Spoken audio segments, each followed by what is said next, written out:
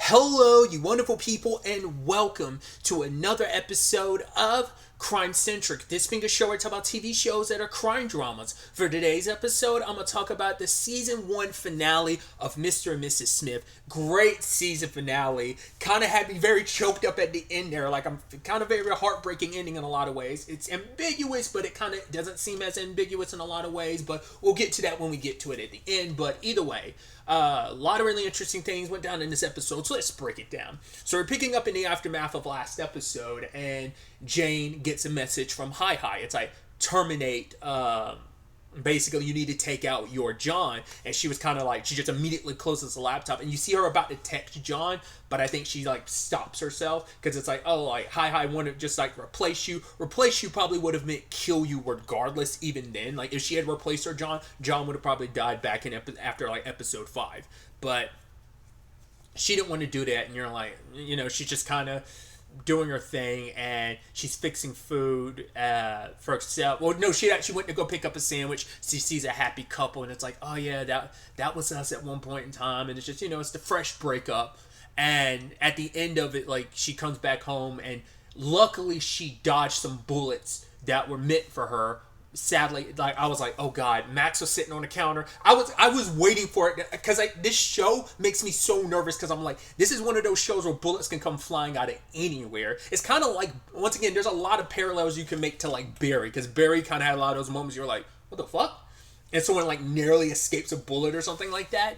But yeah, ultimately, her Max got killed. I was like, that's depressing, especially because like she's like, Max, get out, and then she sees the blood dripping down on her hands, and you're like, no. And then they had the audacity to zoom out the camera and show you the dead cat on the counter. I'm like, no, that's so fucked. Considering, like, once again, that's the one thing she took from her life with her. Like, obviously, Max means the world to her. That sucks, especially when it's like, oh, you just can't.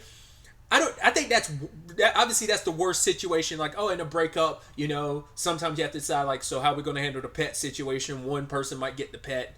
That could be a dicey conversation and complicated situation in its own right. But now it's like, yeah, like, at least, hey, you still had Max. You had something you love in your life. And now it's like, now Max is gone. And especially, like, at the same time this is happening, John's spending more time with his mom, which I was like, oh, that's cute.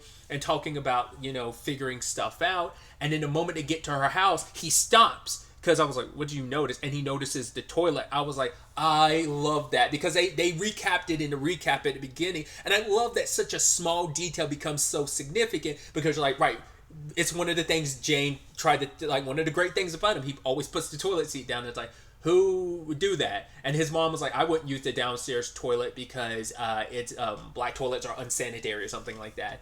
And so John notices a tripwire, and it's connected to some explosives. So he sends his mom away, hey, go get your nails done.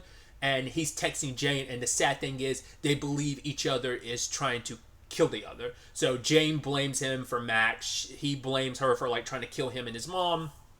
So, and the sad thing, you're like, oh, you guys are being manipulated, because once again, it is based off of last episode, where it's a situation of, okay, we were both like, you were told I was at Bev's place. You were told about Bev, and you went after her. The reason why I showed up in the first place is because Hi Hi told me why, but they're so busy fighting with each other, they aren't really taking the time to, because they have so much other bullshit going on with their relationship. It's not bullshit, it's important, and but it's like, you're not seeing the bigger picture of what's going on here because of that. So you're like, damn, dude, that sucks. Because you're just like, they're not seeing, like, they were being manipulated. Because this whole episode turns a lot of stuff upside down, where you're like, okay, so does that mean in the grand scheme of things, maybe there is no 3 fail system? Maybe it's 1 fail. Well, no, because it can't be, right? Maybe it is. Maybe even 1 fail is too much of an issue that we don't know. I mean, because, and this was also a stipulation I brought up before. What if they failed more than they realized? It's like, well, you got out of these situations, but you've actually failed more than you think. Because once again, like, John doing what he did in the 3rd episode, kind of going rogue, it's like, well, that wasn't part of the mission. Your mission was one very specific thing, and you kind of didn't do that. You both kind of screwed up on job number 2.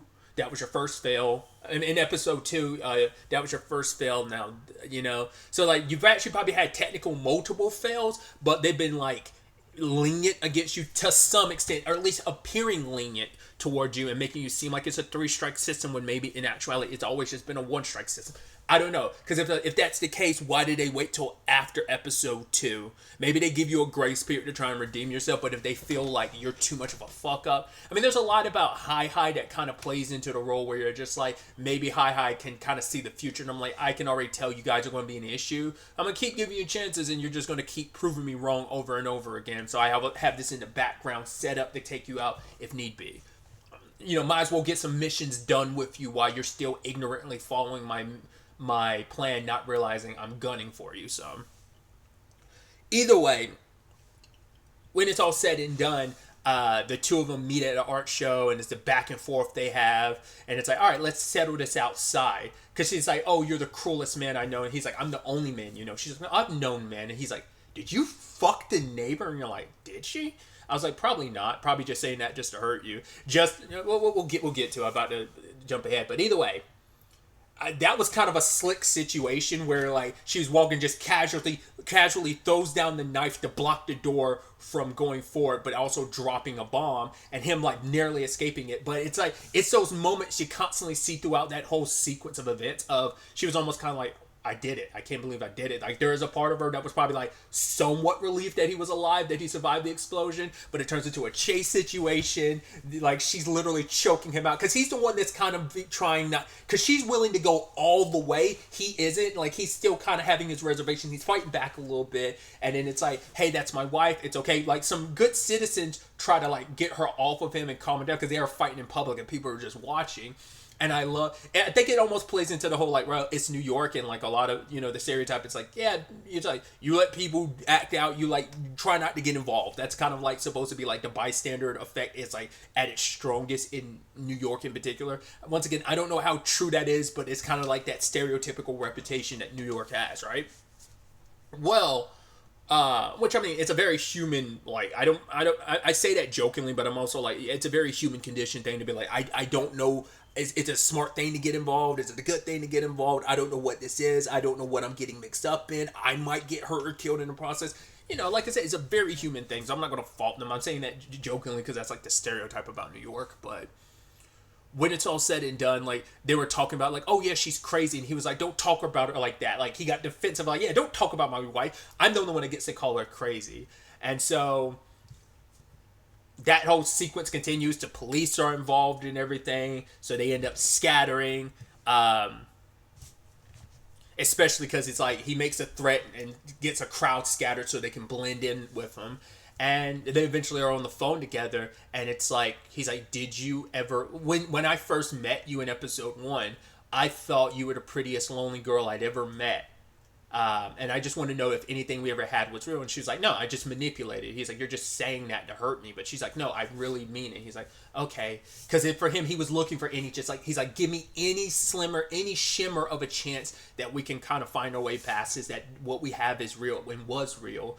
But it's just that moment, like, all right, I see how it is, kind of, it's a weird, know me and my video game references, especially Kingdom Hearts, because I can't help myself. Just kind of reminds me of that moment when Axel was almost happy, like, oh, Roxas, you remember everything. And it's like, oh, so you don't remember anything. All right, fine.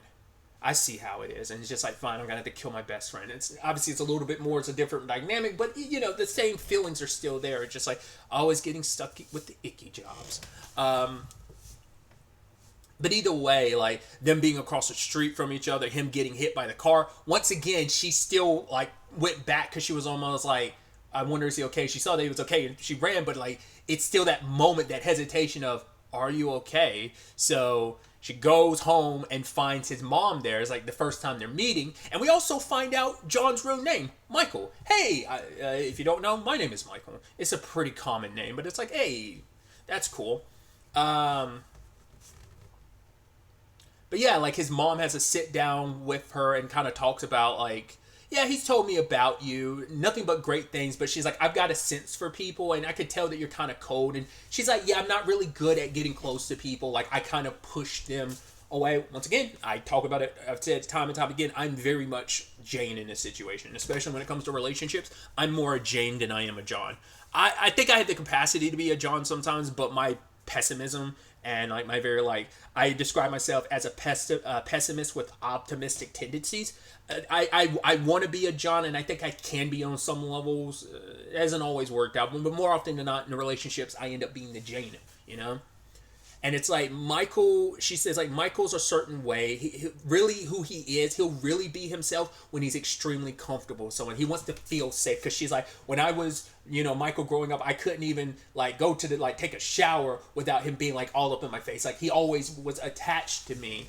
And you know, she learned that alone. Learned like once he feels safe and comfortable, he'll be himself. But until then, he'll be whatever you want him to be. Like he won't ever just truly be himself. And now that kind of makes you go like, okay, so how much has he ever been himself with us in our relationship then, or has he only just been who he thinks I need and want him to be? You know.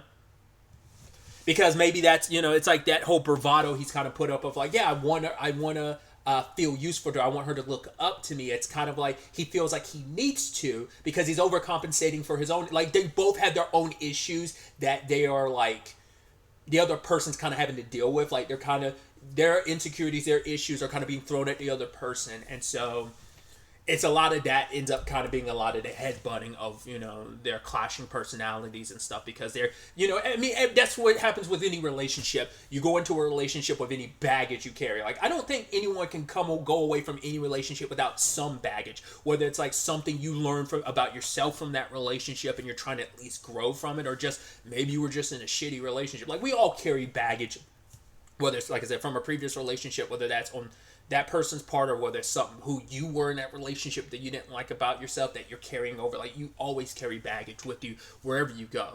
It's part of life. Those experiences are what make you, right? You either adapt and grow for them, or you stay in that same place and kind of make the mistake over and over again. Any mistakes that might have been made. But yeah, it was kind of really sweet conversation they had, and it's just kind of like essentially her mom was kind of telling her like his mom was telling Jane like, hey, like, Tate, is this really what you want? Like, before you kind of call it quits, kind of like, you know, see if there's still room here for something, you know?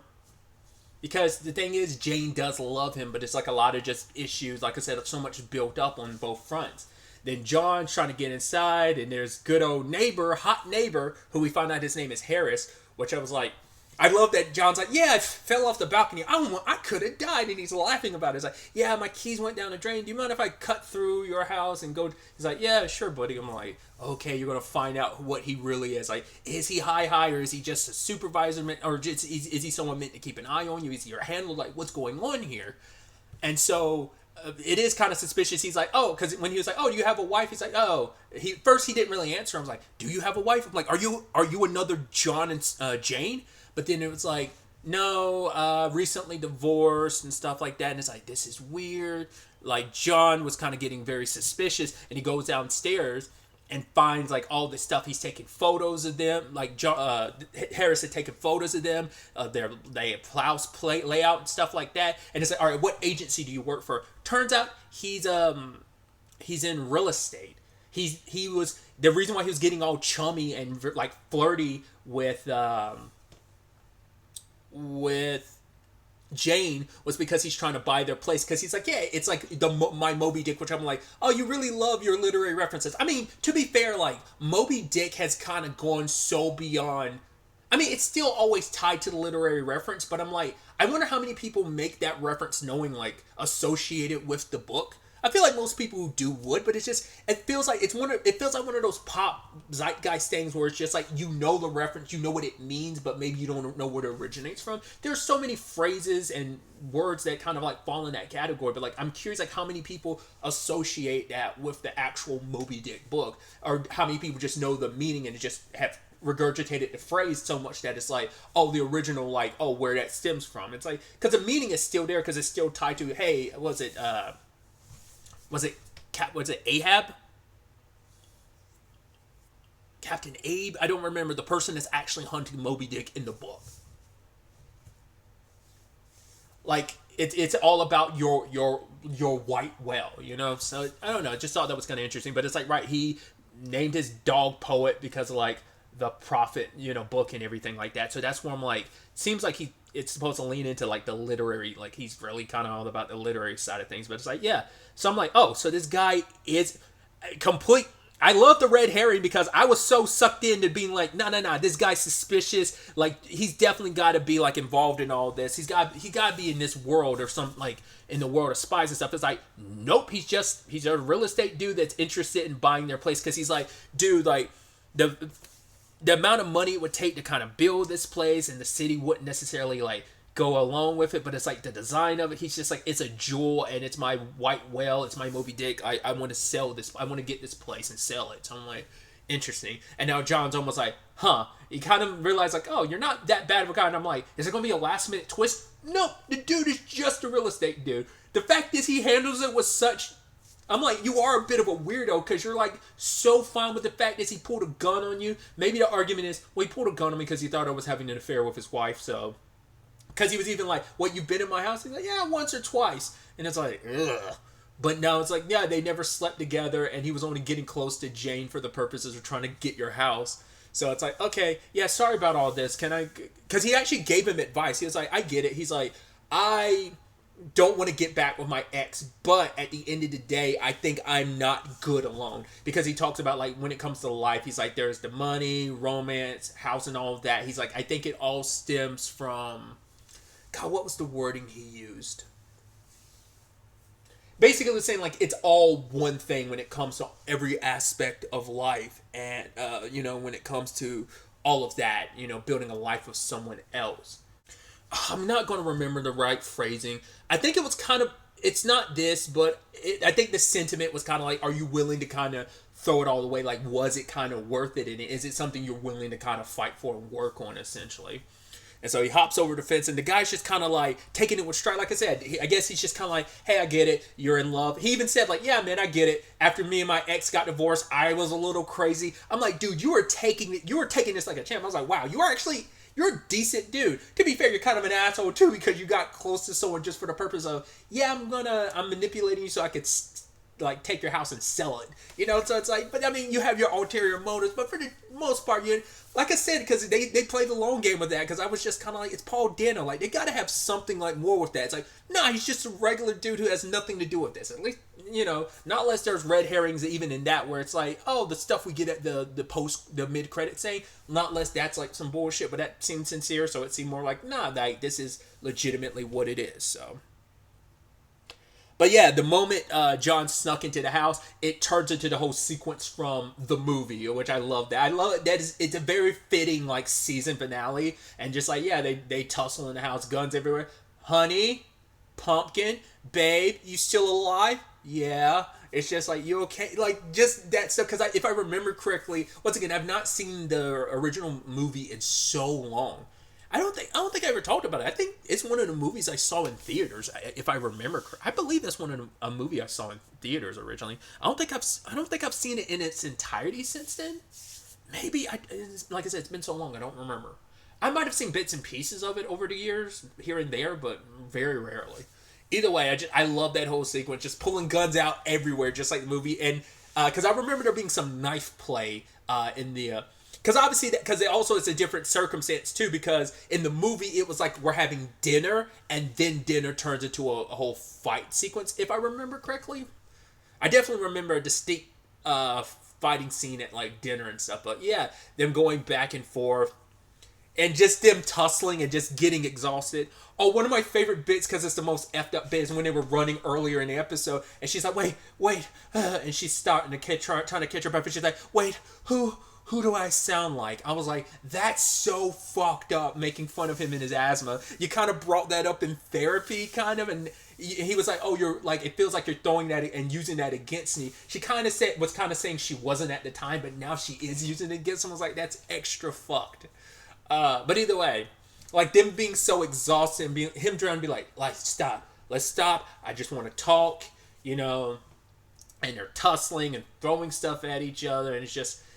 Oh, you're like, oh boy. But part of me is also like, yeah, but the problem is you two shouldn't be fighting each other, but you are, and you're going to both be so exhausted from this fight, you're going to be fucked over. And he eventually gets some cord and ties her hands and injects them both with a truth serum. And it's like, yes, for the first time in their relationship, they're having a full, honest conversation. And a lot of stuff was kind of revealed about each other, you know? And it's like, first and foremost, that she doesn't talk to her dad, and she's like, he judges her for it. And he's like, yeah, I do. And she's like, I do too. It's just my dad didn't want to get to know me. And she's like, what do you think that does to a woman? We found out about the marbles finally. Like, they have not brought that back since episode 2. To episode 2 is the only time they showed it, and we haven't gotten an answer to it. And she finally gave it an answer. It wasn't even about the amount of missions. It's how many psychopaths. She's like, I was denied from the CIA because I have psychopathic tendencies or something like that. It's like, wait, are you a psychopath? And she's like, yeah, I put a marble down every time I do a psychopathic thing. And he's like, how many have you had? And she's like, it's like 60 or 70 something, you know? It's like, wow. I was like, I wasn't expecting that to be the reason why the marbles being what they are. But I love tying it all in at the very end like that. But he's also like, yeah, but she's like, do you think I'm a psychopath? He's like, I think you're Japanese, you're in America, and you're a woman. And she's like, oh, I thought you just say that I'm white because you constantly throw that in my face. He's like, yeah, I only do that because it bothers you so much. And she's like, I don't like that. He's like, then I won't do it anymore. Because he was almost like, because it's one of her insecurities. It's kind of like he's kind of got that insecurity too about he didn't get into the Marines because of his asthma, and now he's like, but I wonder, is it more of an anxiety thing than it is even asthma? And because of that, he feels less than a man. So when he feels like she's emasculating him, that's why he's overcompensating, because he feels emasculated in his own regard. He doesn't feel like so much of a man because of his asthma and stuff. And I was like, man, and once again, we're getting deep in here with all this stuff. We found out about her mom. Her mom died in a car crash. It was pretty horrific. They couldn't even have a open casket for the whole situation. It's like, damn. Because she definitely saw her mom's body probably when they had to, like, identify the body at the morgue and stuff. So she did probably see the body, but, like, probably, like, that's because she even said, like, I remember what my mom looked like when she died.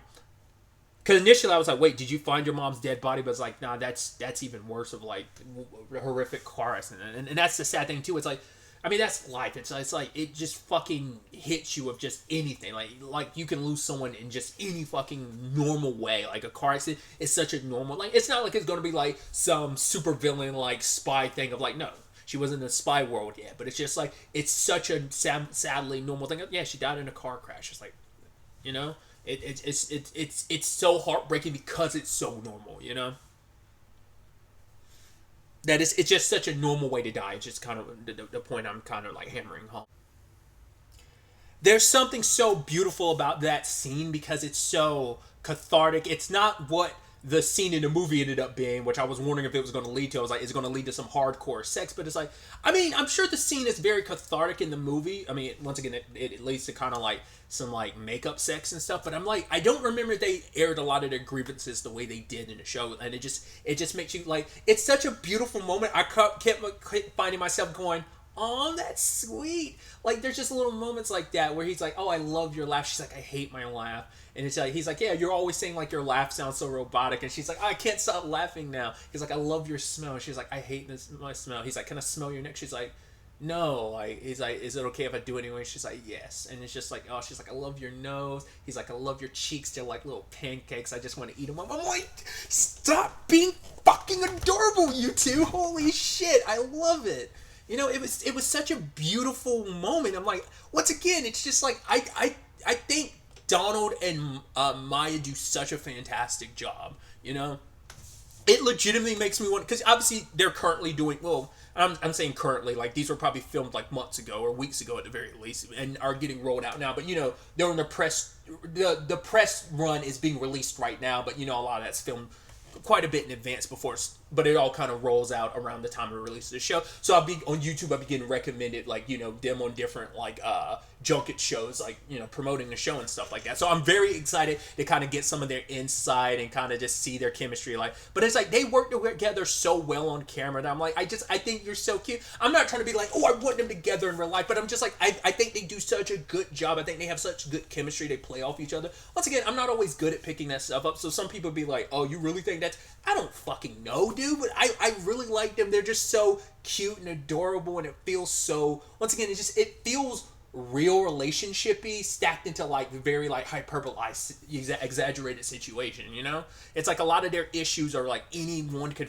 like. That's why I think it's so interesting. Like, I don't know, like maybe it's just me because it's been so long, and because it's also a TV show, so you have more time to flush that out versus a like 2 hour or so movie where it's like obviously the spycraft and the love felt like it came second to the spycraft stuff in the movie, whereas in the TV show it feels like the romance is the main thing, and then like all the spy stuff is kind of like the backdrop and the extenuating circumstances that heavily influence, you know, whereas like in everyday life their spyhood stuff is the everyday life that kind of, you know, kind of leaves you battered and bruised, you know, and takes a toll on you and your relationship. So but I do love the hey, the other Smiths show up and we get some massive reveals.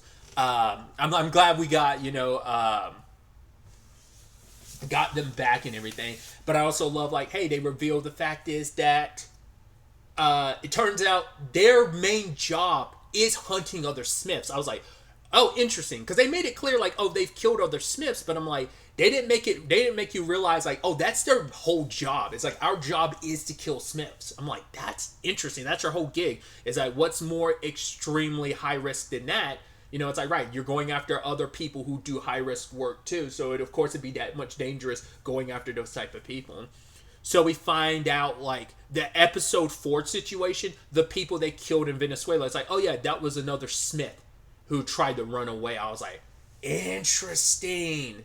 It's kind of sad. I was like, so was the plan to get them to get killed there? That's why you're actually survived. It's like, oh wow, you're actually still alive. And I guess Hi was like, well, they survived, so leave them be. Don't go after them necessarily now. They fuck up again. We'll attempt this later on. I don't know. Because it's like, they talk about the supervisor like, you're like, because they're even like, you talk about him like he's God. It's like, oh, he does. Like, he knows us. Like, how do you think I knew where to find you in episode 4? He knew exactly where you were going to be. He knows what you're going to do before you even know what to do. Like, because to be fair, like, I guess Hi either has a really impressive team behind them, or Hi is just that good where they're like, not unless we end up finding out this is like some AI system or some shit like this. Like, this and kind of like Eagle Eye type of stuff, if you've ever seen that movie. There's also a show. What was that show? Next. Was it called Next? I believe it was. There's a show that was short-lived on Fox that was basically kind of like Eagle Eye in the form of a TV show. There was a lot of parallels, like kind of like a rogue AI kind of manipulating circumstances and stuff like that. It's similar premise. I'm like, not unless that ends up being Hi, but it might be someone who's just got such a crack, like, amazing team behind them, or they're just that good at reading people. Because they do kind of do a psychological analysis of people that they bring in. Like we saw in the first episode when Jane and John were getting the job. But it's like, yeah, we really liked you. And it's like, yeah, we really liked you too, until we didn't. It's like, because I mean, they're on truth serum, so they kind of have to let that like out. And so it's just, yeah, this is the deal. This is what it is, type of situation. And it's like, yeah, makes sense that these other. I wonder what's the plan, like, well, since we didn't kill them, well, let's manipulate them into killing each other. Once again, this seemed like it was already set in motion last episode because of the whole Bev thing, like both of you being in the house at the same time. Like, either you're hoping Bev would kill them or they kill each other in the heat of the moment. And maybe that was because both the other Jane and John, when they showed up, they were like, oh, we expected to find corpses. So it seems like they set it in motion, like, oh, you're very good at what you do. Like, if you were shitty, you die by the traps we set up. But if you don't, you'll eventually turn on each other because you'll get so... I mean, they've had enough experience killing Janes and Johns. Because now in retrospect, I'm like, are they the ones... Because we didn't really get much of a look at them. I'm not sure if you go back... I wonder if it even them. If you go back to the first episode, once again, Alexander Skarsgård and Isaac Gonzalez's characters, like them dying. I'm wondering the people who killed them. Like, if you go back, you'll see like, no, it's the same actors. It's Wagner Moura and Parker Posey. I don't know if that. I mean, because I noticed a woman at the time had like brunette hair. That's why I was almost wondering like if it was like Maya's Jane. That's why. But I was like, no, but that wasn't. That definitely wasn't Donald's John in that episode, in the beginning episode, because I was like, okay, so, but I'm sure if you go back, maybe the camera saw out of focus, you won't be able to tell, because you never see the Janes, you just see her from behind, and you see a little bit of the John, but it could also just be like, no, that was a different John and Jane that were hired to do it, type of thing. That's what I'm saying too. So might not have necessarily been them, but they've had enough experience. My point is that they could have easily like had practice manipulating Johns and Janes to kill each other, if not having to directly do it themselves. So, but it's like, yeah, no matter where you go, there's no getting away, because Hi knows you better than you know yourself. But luckily, because the other John has his sneeze thing. Which, notice, he didn't sneeze in threes. He does, but they kind of interrupted it maybe. But John got away. Jane goes over and shoots John in his eye. So he's kind of pretty useless for the rest of the episode, because it's just Jane. So luckily, our John and Jane make it to the panic room. But the problem is John's shot, and it's like, we got to get you help. And for him, it's like, all right, you have one bullet. She's like, how many do you have? He's like, I never had any. So I don't know if that's indicative of the gun he had with him. I don't know if that's supposed to be the thing of the gun he had with him was always empty, or he had it with him like he was trying to like buy time, but it's like, yeah, I never had a single bullet in it. So it's like, damn. Cause I was thinking like, if we both had one bullet each, like, are we going to try and like, you know, take ourselves out rather than take them out type of thing? But it's like, there's only one bullet. But then, you know, like, it have that's where we'd be heading towards an effed up ending, like another thing, you know. So I don't know. And it's just this sad moment that it's just like, because so much came to light. They were repairing their relationship, and now I was like, are we really about to do this? Because they didn't cross my mind. I'm like, are we going to end this with them dying? I'm like, I was like, please don't end this on a bummer. Like, let them get out of this. Maybe, like, are they? I don't know. And so he's bleeding out, and he's just like, you know, you could get out of here, just don't, like, you know, no sense in both of us dying. But she's like, no, we're getting out of this together. And it's just a situation of, oh yeah, because he had talked about, like, why he wanted kids. That was another thing, because for him, it was his way to pay back his dad and his grandmother by having a whole bunch of kids. Because I think for him, it's like, I owe them so much. I guess his grandmother and dad obviously did a lot for him. It's like, so they're not here anymore, so I got to continue our family for their sake as well. You know, I think for them, he's like to pay them back for everything, and for them, maybe like their lives were cut short in so many regards. Maybe his grandmother's and his mom's, and so it's like, I need to have kids to kind of carry on. Like, maybe there's some, my dad, I'm not saying this is exactly his point, but maybe it's like a thing of my dad will kind of live on through whatever lineage I continue on. So it's up to me to kind of continue, like, keeping my dad's spirit alive. And, you know, for my grandmother's sake, like, she would want some great grandbabies, and my dad would want some grandbabies, and my mom wants some grandbabies, you know. So Jane is telling him, it's like, all right, because she was like, despite me being a psychopath, like, would you want to have kids with me? And he was like, are you going to be like you, just as you are now, just a psychopath? And she's like, yeah. And he's like, in a heartbeat. I'm like, come on. And she's bringing it back. It's like, fine, I will have one kid with you, and that's it. And he was like, 5. And because she was like, we're not going to negotiate with that. And I was just like, oh, dude, having this moment. It's just saddest, most tragic thing, because it's like, just as you're having this moment that everything's better, it's like, you know, shit had to really hit rock bottom, and you're right here on the verge of death, and he's dying and bleeding out. And it's like, right, it's going to be nighttime soon. We wait till then. She either going to have some light of her own, but you're going to take that time to, you know, shoot her, and we're going to get out of here. Because the other John is indisposed right now. He's not even an issue. It's mainly the other Jane outside the door waiting, because it's like, she's waiting for you to open the door so she can kill you. And so for her, it's like, okay, you know, he's like, what is your real name? And she's like, Alana. And he's like, I like Jane better. And she's like, I like John too. And it's like, doesn't even tell him like, I actually met your mom. We talked. I even know your name. It's Michael, but we're not having that conversation right now. It's like, okay, focus, stay awake, you know. And so she's like, I'm gonna open the door on 1 to 3. I'm gonna shoot her, and then we're gonna get out of here. And it's like she only has 1 bullet, and you're like, fuck, dude, fuck. And it just the episode they cut to outside the apartment. We see 3 shots, muffled gunshots. The thing is, once again, she only has 1 bullet. Now she could have easily ended up shooting Jane, and then got our Jane, Maya's Jane, could have shot her twice after shooting her once. Maybe Mm-hmm. not. It's like, where did it could easily be a thing of, oh, she shot Jane and like Maya's Jane shot Parker's Jane but missed, and Parker's Jane shot Maya, killing her, and then went over and killed Donald's John, so. And that's how the episode ends. So once again, very ambiguous. And then the ending stinger is Harris walks in. I was almost hoping, like, are you going to give us an answer by having him discover the bodies? But he sees the place is wrecked as shit. He's like, hello, just handing over the book. Oh, hey, Seth. Oh, man, I'm going to sell the hell out of this place. My white whale. And that's the end. So I'm like, we don't know if they survived. Because at the time of me recording this, it's February 6th currently. And it's still not clear whether or not the show's going to come back for a second season. It's only been a couple days. The show's only been out for 4 days at most. So, given a little time, I have to keep an eye on it. But I'd love to see a season 2. I'd hope we get to continue with Maya and John. John and Donald as Maya and Donald as Jane and John. But I could also see this almost being like an episode.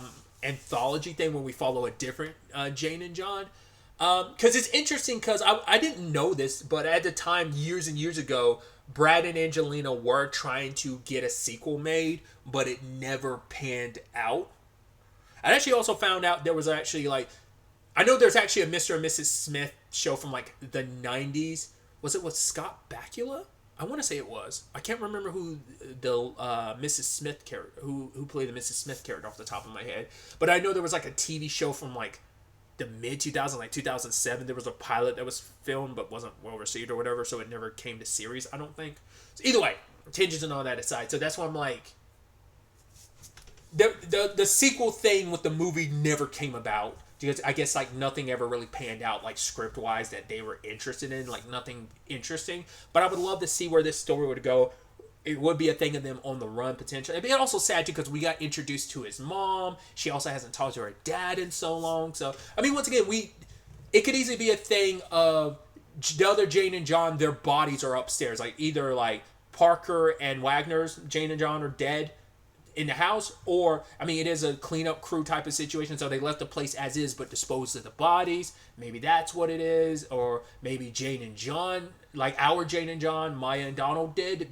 I don't know. Like, there's many ways they could play that, but they kept it ambiguous that they could probably decide, like, all right, leave you on a cliffhanger to some extent, but in a way, this could also be a self-contained story if they wanted it to. I don't want it to be because I want more. Because I don't want it to end on such a bummer, but it's also like, yeah. It's just one of those stories where you're like, there's a strong possibility it's going to end on a bummer just because, like, there's just certain shows that are designed that way. It's just like, Barry ending the way Barry ended, you're almost like, feels befitting, Once again, no spoilers for Barry, but if you've seen Barry, it's a very befitting ending in a lot of ways. But, so that's why I'm like, this also feels like a befitting job. It's like, you do kill people for a living, it's that type of thing of like, you don't get the happy ending. Hit people rarely do. So... this ain't a fairy tale ending. Like, so if they wanted to go down, all right, it's dark, but they could. But I hope we get more. I hope we get more. Like I said, I hope they kind of throw us for a loop by opening up the next season by like, oh, if it gets another season, like, oh, here's a different Jane and John. You're like, oh, our Jane and John are dead. But then at the end, it's like, no, Donald and Maya are back too. So I'd love something like that. So I mean, if you go on the run, how long can you stay on the run? Because that's also a big thing. Like, they're open to a season 2. Obviously, like, once again, it's still early days of the show being out, so no details. Like, they probably have thoughts about where they could go for a season 2. Like, Francesca Sloan is she's one of the creators of the show. She created it alongside Donald, because I know she's also written some of the episodes for this. In fact, Donald Glover actually directed this episode. So I don't know, man. Like I said, fingers crossed. I really love this show. Like I said, if it ends here, it is what it is. I'm kind of bummed, but it's like I said, it's a self-contained enough story that you're like, it's a bummer, but it is what it is. But I'm also like, I'd want more adventures with them, and once again, I'm the guy that's just like, I never want anything to end. But I'd also just like to see at least one more adventure, because I think that was something Francesca had said. Like, she was like, we have like ideas for like more adventures, but she didn't obviously get into specifics, because obviously you're doing the press run right now for it, so you're not going to spoil the ending of the season by being. I was also surprised, like, really, well, you're not going to spoil the end of the season. Let me finish my thought there. Like, you're not going to spoil the end of the season by being like, and you don't want to give too much away, so you're not going to talk about specifics until probably some time has passed, and then you'll probably get more specific when people ask you questions that can be asked at that point in time, like afterwards. But the thing I was surprised about was like, because I only watched, I can't remember, cause I only saw can't remember taking a thumbnail from the full trailer, but I never really watched it. It might have been the teaser, because I remember it a little bit better. There's 2 shots in this from the teaser, them laying on their backs, like in the floor, laughing because they're on the truth serum. That shot, as well as the one where they're in the elevator, and like the coloring of the scene is like blue. It's like after they left the art place and they were going downstairs to go outside.